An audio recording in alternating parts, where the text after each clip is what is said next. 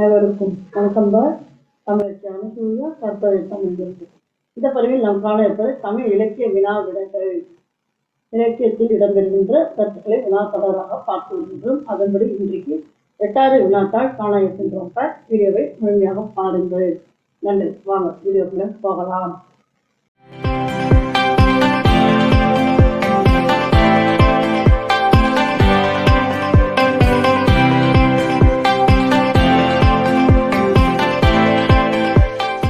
முதல் வினா, உலகெல்லாம் உணர்ந்து ஓதற்கு அறியவன் என்ற தொடரை கொண்ட நூல் பெரிய புராணம்.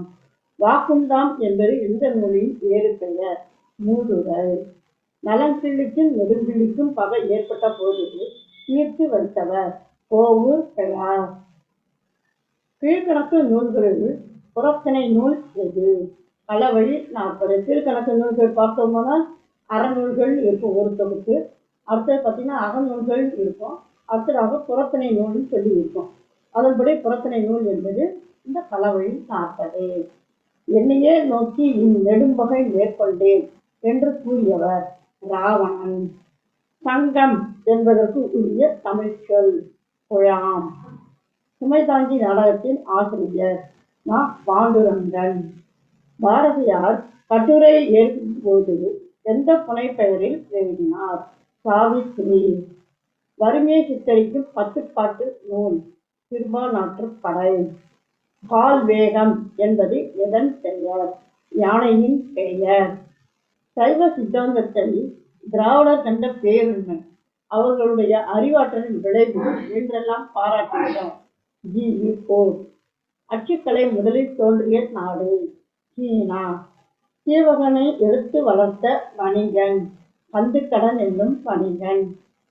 எனக்கு வைத்த பெயர் வாழை, மரங்களில் நான் ஏழை என்ற 2 நூல்களின் ஆசிரியர் மு. மேத்தா. இதழில் அவசரத்தில் பிறக்கும் இலக்கியம் என்று கூறியவர் மேத்யூ அர்னால்டு. மறைப்பொருள் நின்றும் விடுவிக்கப்பட வேண்டிய கதை விடுகதை. பொப்போகம் என்னும் நூலின் ஆசிரியர் வரதுங்க பாண்டியன். செல்வை ஆயின் செல்வை ஆகுவை என்று கூறியவர் கோவூர் கிழார்.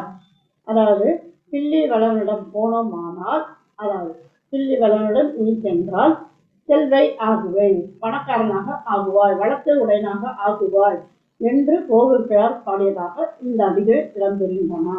நாட்டுப்புற இயல் என்பது மக்களது பண்பாட்டை ஆராயும் ஆய்வு என்று கூறியவர் தியோடர் ஹெஸ்டர். கவிஞர் வண்ணன் நிலவனின் இயற்பெயர் உ. நா. ராமச்சந்திரன்.